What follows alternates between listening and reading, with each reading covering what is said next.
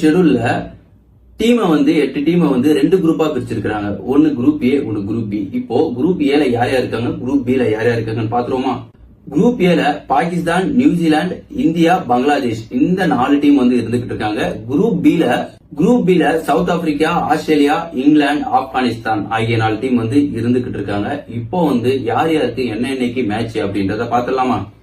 பிப்ரவரி 19ஆம் தேதி match start ஆகுது. கராச்சியில first மேட்சே பாகிஸ்தானுக்கும் நியூசிலாந்துக்கும் நடக்குது. மேட்ச் எல்லா மேட்சுமே 2:30 மணிக்கு மதியம் ஸ்டார்ட் ஆகுது. இந்திய நேரப்படி மதியம் 2:30 மணிக்கு ஸ்டார்ட் ஆகுது. பிப்ரவரி 20ஆம் தேதி இந்தியாவுக்கு match Bangladesh versus India. Maybe துபாயில நடக்கும். இந்தியா எந்த டீம் கூட மோதனாலுமே அது துபாயில தான் நடக்கும். ஆனா அதுக்கு நியூட்ரல் அப்படின்ற மாதிரி கொடுத்திருக்காங்க. ஆனா துபாயில நடத்துறதா பேச்சுவார்த்தை போய்கிட்டு இருக்குது. இன்னும் கன்ஃபார்ம் ஆகல. அடுத்தது பிப்ரவரி 21ஆம் தேதி கராச்சியில ஆப்கானிஸ்தான்